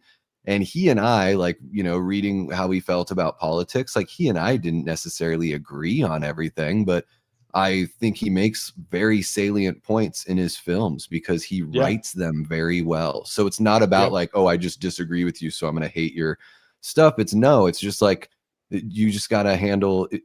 You got to be smart in your creativity. No one wants to be hit over the head. Even if you agree with a message, it's still cringy, you know? Let's read some of our chat. Let's give them the floor a little bit. Chat, if you guys got any questions for us, let us know. But I want to read some of because your opinions matter to me. Linda says, I actually love Pedro for not giving a fuck and standing up for what he believes in. And that's awesome. Well, and I think, I guess I just mean that when we talk about like, why are these movies having a tough time, Linda? And Linda's a channel member over on the Davey Deathray side. So thank you for chilling here as well, Linda. But yeah, it's not that, I just think like, you know, if he talked about the movie, maybe the movie would have done better. That's all. But yeah, I mean, people should stand up for what they believe in. Absolutely. And then people should also have awareness of self, awareness of others, and awareness of the situation, and like pick your spots, I guess. You know what? And I can example, and Lynn's right. I a YouTuber, John Campia. John Campia has this rule on his channel that he does not talk about politics whatsoever. He's kind of leaned into like the woke talk and stuff like that from time to time. But then on his Instagram, because I follow him on Instagram, that's where he tells you what he thinks politically. And he even states that over there, like, hey, this is my personal space.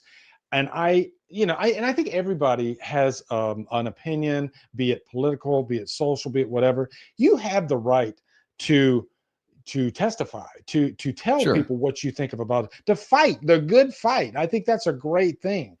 I think it's just picking your battles. I think that's what it is, you know, knowing the room, reading the room, right? Yeah. If you want a bunch of people to, you know, because a lot of times we get talked to as audience members as like, you have to go support movies in the theaters. And it's like, well, the onus is actually on the creative people and the corporations that make these movies to give us a product that we actually want to go see. We don't owe them anything. This isn't church where you have to pay a tithe to Hollywood. Like, fuck that. And so it's just like, if you're at a job where, ooh, I want to get a really good tip. I'm waiting tables. I want to get a good tip. Then maybe the person has a shirt of a band that you don't like, or they've got something that you don't like. You just act really sweet to them, and you get that tip. And then later on, you can go in the back and be like, oh my God, this fucker with the Creed shirt on or whatever. This guy's, you know. What's this life for? Did you hear the I Ruined It guy put together Rudolph the Red-Nosed Reindeer as Creed? Did you guys hear that? It's so funny. It's because it's higher, but he did Rudolph the Red. So it's like Rudolph the Red-Nosed Reindeer out of a shiny nose. It's just like, it's so funny. You sounded really good there, Davey.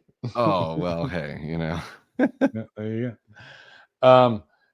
What did you get your Spotify Wrap yet? Do you listen to Spotify? You know, I just do YouTube Music because I pay for YouTube Premium. So okay. I just do, I gave up on Spotify. Wow, man. I've been Yeah. doing Spotify for what? Because I got the family plan. What's up, Cecil? There you And go. yeah, I got the family plan. And so both my kids and even my daughter's husband, because you can have like 6 people under it, and it's like Yeah. $15 a month. So, but yeah, I like the Wrap because it tells you, like, anybody in my chat, if you have the Wrap, can you just list me your artist that you listen to the most?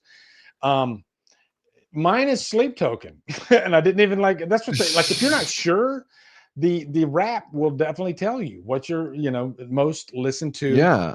for I the, and got I think 5 Sleep Token songs are in my top 5. And I kind of felt, I was like, wow, am I like a Sleep Token stalker? I got mine from YouTube Music, gave me mine. And I do want to say, what's up, Cecil, you sexy bitch. There he is. And yes, and Jamie put in there, she's like, I'm liberal. So what? I love movies. And I feel the same way. Like, I think the things that we have in common are so much more important and so much of a bigger threat to the people in power that don't want us to find out that we have more things in common than we don't. Yeah. So that's why I love that movies can bring us together. And I genuinely do think that regardless of what somebody's beliefs are or where they fall on this huge spectrum, I do genuinely think that most people want their neighbors and their fellow countrymen and women to like have a really great, successful, awesome life full of love and happiness. Yeah. I got so YouTube Music gave me mine. They do the same kind of thing as like Wrapped. So my number 1 band is they're called the Beths. They're from New Zealand. I fucking love this band. They're one of the greatest bands I've ever heard in my life. And my top 5, so Leanna Bevy Rage, who's in the house, has so much influence on my music. Oh, guys. yeah, she's got great taste in music.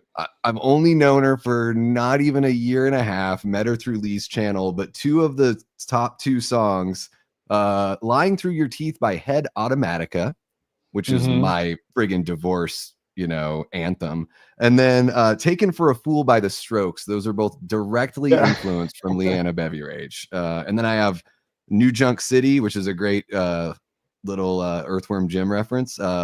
Iron Chic from Brooklyn, New York. They're great. And then Tom McDonald, Adam Calhoun, and Dax. So I got 1 rap song in there. And you can see my list right here. And man, it's a lot of Sleep Token.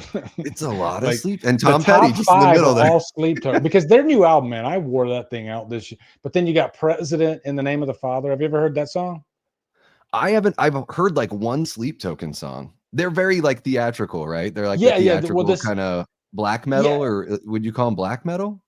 No, they're definitely not black metal. They're it's more, man, it's hard to categorize Sleep Token. And if you call them metal, there is a certain sect of the music community that will try to freaking lynch you. How dare you call them metal? They get really mad. I think people that hate Sleep Token love to talk about Sleep Token more than people that love Sleep Token. They're almost like they're a cultural phenomenon right now. Everybody's because I think you have to have talent, right? If you're a cultural phenomenon, whether you like their music or not, you have to have talent. And I think they got the talent to back it up. I think, they have one of the best drummers working today. And then they got Vessel, who's just a very unique, enigmatic. The whole band's enigmatic, but yeah. So they're called progressive metal. Do they have keyboards? Do they have a keyboard? Oh yeah, they do. Because Vessel plays the keyboard. I would just always consider because that's what I consider black metal is when you've got when it's like got a synthy something like that. No, I think you're thinking because I think of black metal. I think of bands like Mayhem, and really super heavy. You can't read the logo for their name because it looks like the forest. I thought that was death metal, but I love that. Yeah. No, like death metal is actually more like metalcore. Well, dude, metal has every band. I used to joke with a buddy who played in a metal band called Order of the Gash in Portland. And I'm like, dude, because they called themselves flesh-eating robot metal. And I was like, every band has its own genre. That's how wild metal is. It's so theatrical and fun. I have some Tool in here. That's my favorite band. And then, if you go down, you get away from the Sleep Token. You start seeing, I got some 80s stuff in here that I love too, like there's a song by Journey, Only the Young. Yeah, actually, let's see. I'll play a little bit of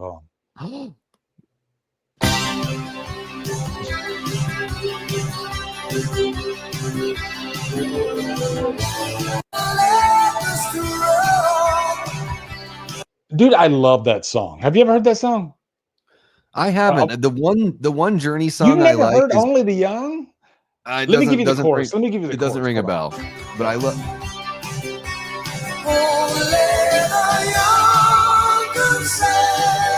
I've probably heard it.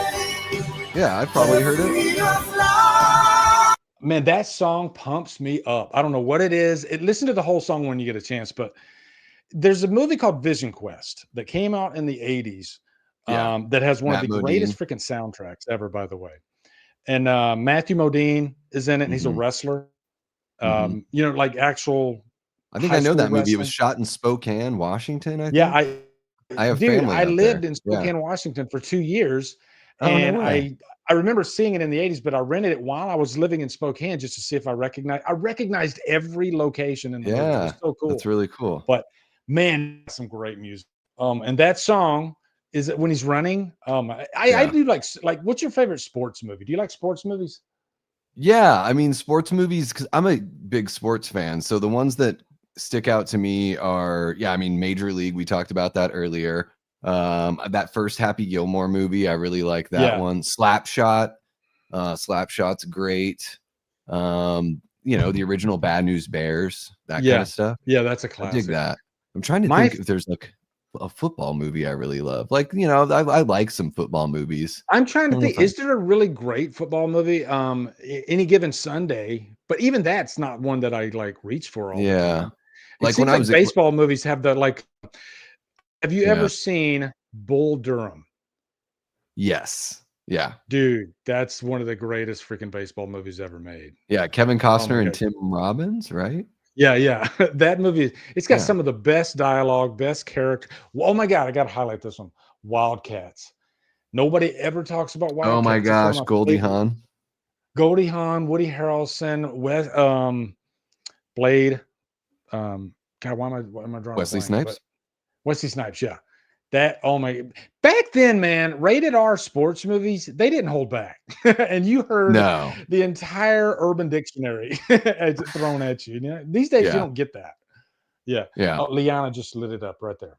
I was just gonna say Hoosiers. Hoosiers is one Hoosiers, of my yeah. all-time. My number one is Rocky. Number two is Hoosiers. For like straight up sports movies.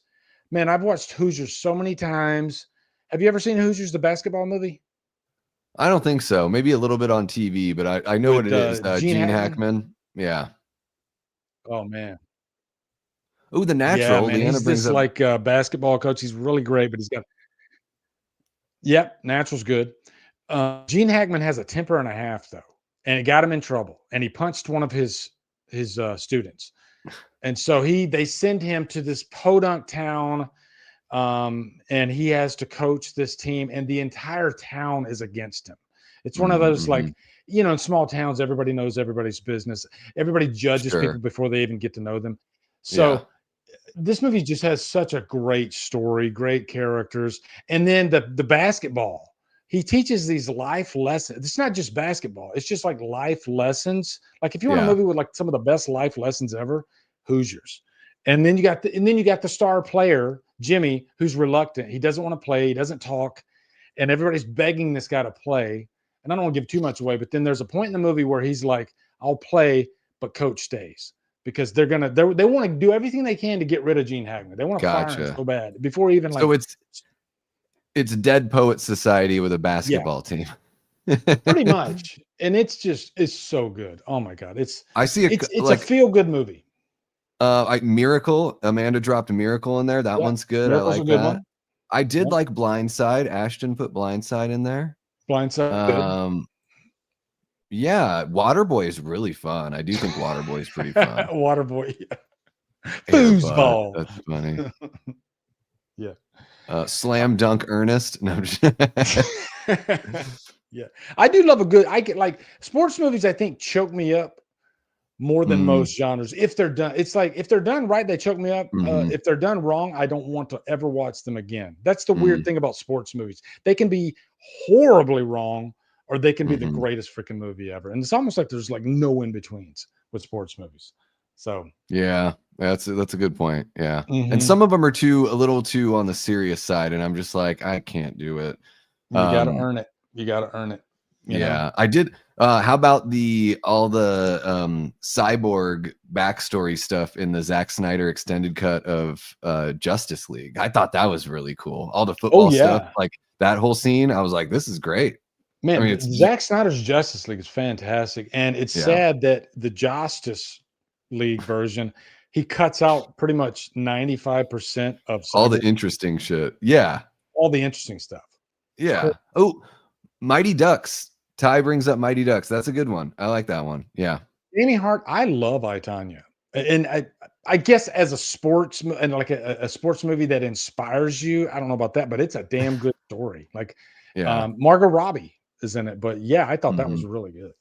So, I guess we're gonna wrap it up here, Davey. I think we talked about everything we want to talk about, but damn, this was fun, man. I had a really we good didn't time. talk about Bone Temple Pilots, my favorite band. Oh yeah, do you want to talk about that real quick? No, we're cool. I haven't even looked at the trailer yet.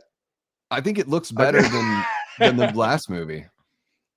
I think it looks better than the last movie. A lot less. Here's the problem I have right now. I don't even need to pull up anything for it. We can talk about it real quick. I am like, before I saw 28 Years Later, the one that just came out. Yeah. 28 Days and 28 Months were like gold to me, like probably my top two of that genre, you know, the zombie genre or whatever you want to call it, the virus genre. There's zombies. I was so freaking pumped for 28 Years Later. And it let me down. And maybe it's because my brain was in a different spot. Yeah, I was wanting something different. What I got with those first two movies, you know.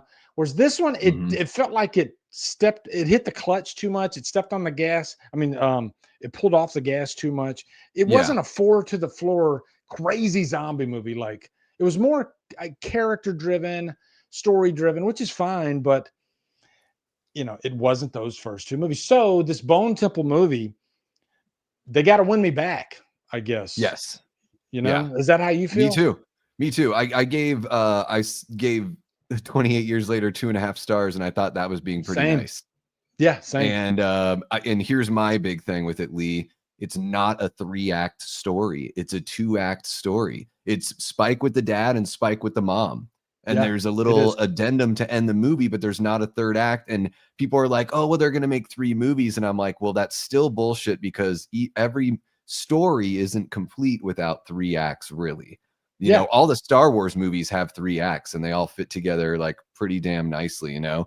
And with 28 Years Later, I really loved all the Aaron Taylor Johnson stuff with Spike. I loved that. And the fact that he's basically not in the second half of the movie was really bizarre to me. Here's how they can win me back. Okay. So if they make these 3 movies, if the first act of this movie is kind of like the third act of the last movie, and each one of these movies is almost like 3 2-act plays. So then you still get 6 acts between the 3 movies. I don't know, but I will say this: whenever you get around to watching the trailer, Nia DaCosta's the way she frames shots and the way the movie looks. I do like that she's directing it. And I'm a Danny Boyle fan. He's an icon, but what the shit he was doing it was like he was jerking off. That's what it was like. Instead of actually telling a story, the editing, the direction, it just felt too jagged, like all over. What was with the editing? Why do I need to see stock footage of like archers? Like, what the hell are we doing? It was like he was flexing, and you're Danny Boyle. You don't have to flex. Just tell me this is the 28 series. Just It was so bizarre. In this movie, like, Nia DaCosta looks like she has a really good eye for where to put the camera. Yeah. I do think Jack O'Connell I know the Brits have been enjoying him for years now, but now he's great. He's so good in Sinners, and he looks in the trailer so far. They even just put out an international trailer, and you see more of him. He looks like he's going to be a frightening villain. And I love him in Sinners. Yeah. And I'm curious to see what happens with Ralph Fiennes' character here, because even though I didn't enjoy the second half of 28 Years as much, I really liked him. So I think this movie could be better. That's what I took away from the trailer. It's got nowhere to go but up. Could be better. So is there going to be a third one? Like, is this? That's the plan. I think. I think that's the plan. Is there's going to be a third movie. I don't know who's going to direct it. If it's going to be another a third party is going to come in, or if Nia DaCosta is going to take that one. I'm not sure, but I think they're trying to get them all done within. I don't know if the third one's supposed to come out like next fall or next winter. I don't know.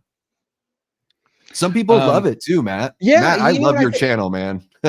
Anytime Matt jumps in, I'm like, it blows my mind. Love your channel. That's it. Matt's onto something there that I didn't really talk about. It does have a quality to it that I could see having like a cult following.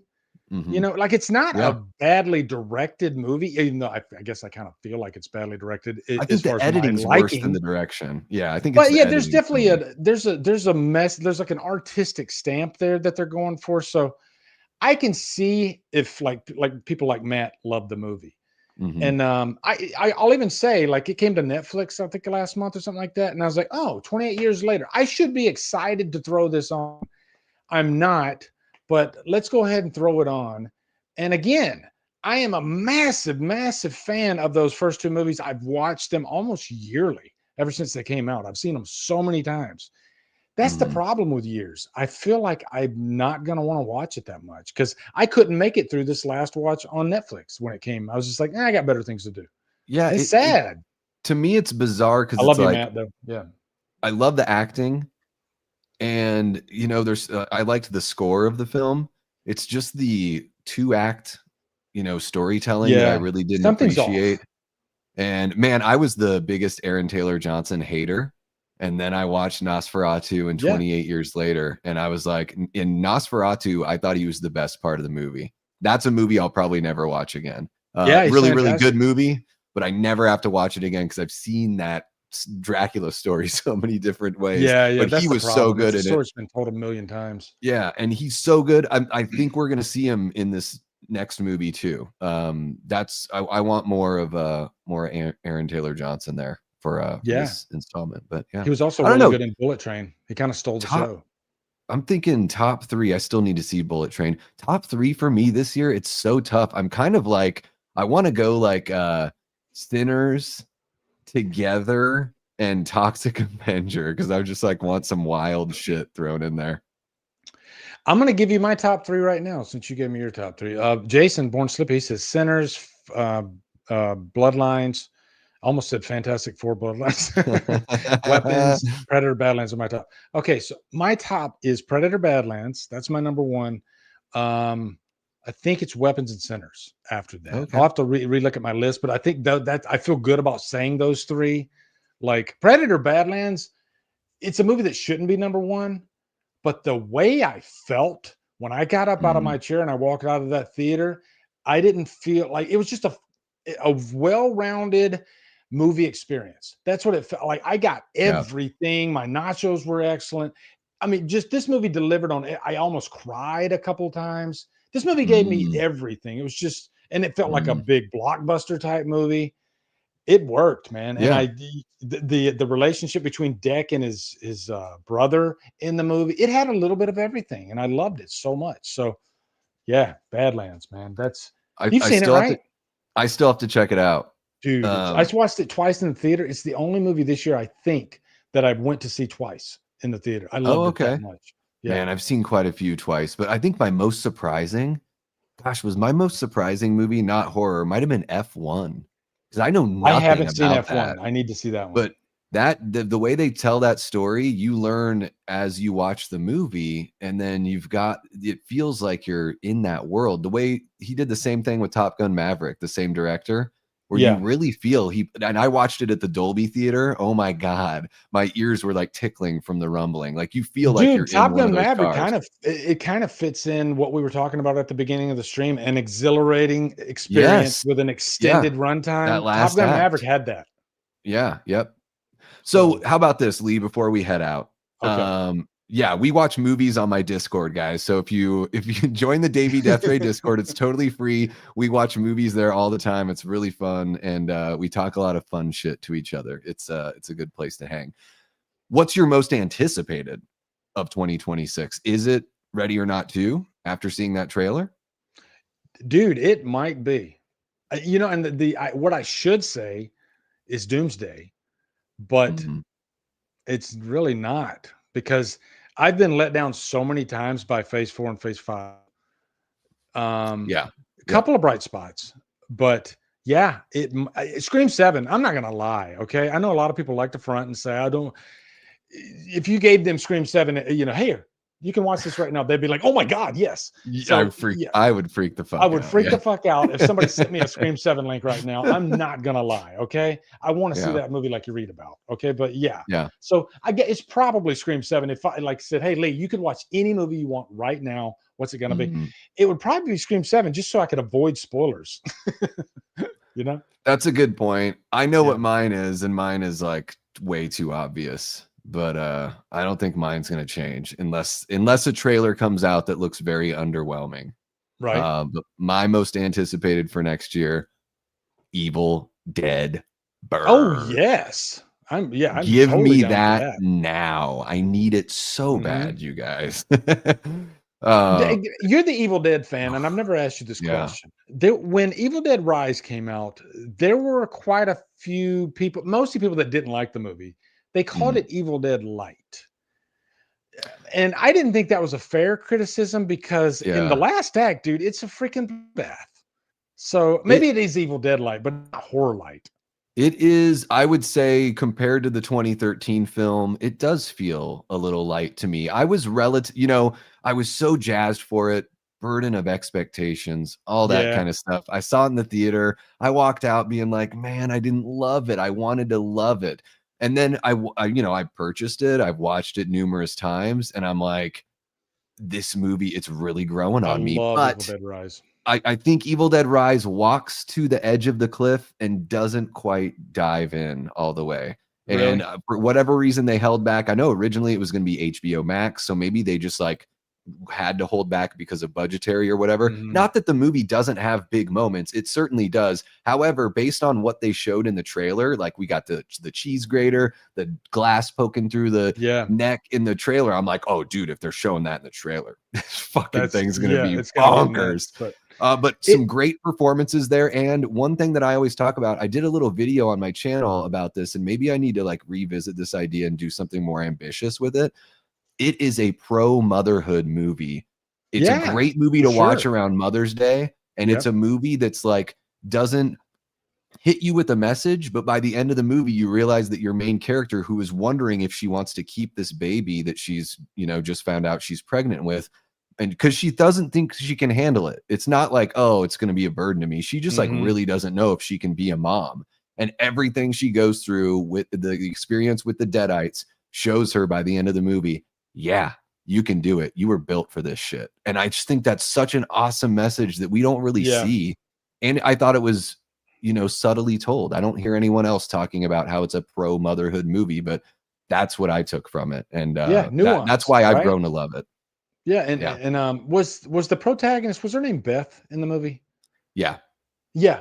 I loved Beth. I thought she was one of my favorite protagonists of the year. Oh yeah. If you give me a protagonist that I can just really get behind, because she just went above and beyond to try to save the children, because the mother had freaking, she was a Deadite. So yeah, man, I loved Evil Dead Rise. But what do you got on the right? Anything you want to promote before we get out of here? Yeah, I mean, guys, I've been covering the news. So when, a handful of stories drop, I just, keep an eye out for, my horror news episodes. So I basically sift through all the stuff that maybe you don't want to, scroll through Bloody Disgusting for, and just give you all the goods right there. I do my trailer reactions and quarter speed breakdowns. Those are fun. I'm calling those trailer terrors. And I've got some fun stuff planned for 2026. I'm going to be doing like a horror movie club with my channel members, so that's going to be great. Yeah, I don't know. I'm super pumped for Silent Night, Deadly Night next week. Yeah, there's just so much going on. It's same here, man. Crazy. Like I said at the beginning of the show, I got so much stuff I got to get to. It's I just watched Black Christmas 2006 last night after I got 2019 out of my system. Loved it even more. Yes. So I gotta record a revisited for that. I'm gonna do the original. I got freaking Silent Night, Deadly Night coming out. I might get an early screening for that for Silent Night, Deadly Night, or a screener sent to me so I can watch it at home. But I'm as far as this month, Silent Night, Deadly Night, man, I can't wait. That's the one I'm dying to see, because I do love that franchise. I'm one of the few that loves that franchise. So I think this one could be really special. I think we're gonna get like a Bonnie and Clyde kind of thing. We're gonna yeah, get I'm hearing nothing something. but good about it. So Yeah, I, I'm very pumped. So yeah, a whole bunch of stuff, you know, always Mhm. bringing people on the channel, doing stuff with the horror show guys. And I think one thing that's coming up here on the 13th of December. So back in October, I did the, you know, that marathon fundraiser for the food bank out here in Phoenix. Mhm. And then my friends Sam and Brendan over at Our Life of Horror, they're doing a marathon on Saturday, the 13th of December. They're Nice. going to be raising money for charity. So I'm going to be popping on over there. So I'll share that on my channel and everything. Guys, if you don't subscribe already, you're just going to get like this kind of personality and a whole bunch of audience engagement. So I recognize a Mhm. lot of the names in the chat, but if you haven't come on over yet, then That's a great, don't be yeah, that's shy. a great Don't be thing. shy. There's a spot Mhm. right next to me. I'll keep it warm for you. Yeah, guys, make sure if you're not subscribed to Davey's channel, be sure to do it. I always have links to his channel and Nick's channel. So check out his channel in the info box. So, but yeah, and we're gonna try to get a hit the bricks maybe before Christmas if that's possible. We're gonna We try to do should, that. yeah. Yeah, we should Yep. definitely do that, and have Nick back, get the team back together. I will Mhm. still put this particular episode. I'll put it on Spotify like I've been doing with the Hit the Bricks, just as a bonus, so that way you guys can listen to the playback. But yeah, guys, Hell that's yeah. it. I hope you guys have a wonderful, wonderful week. Take care of each other. Love you guys.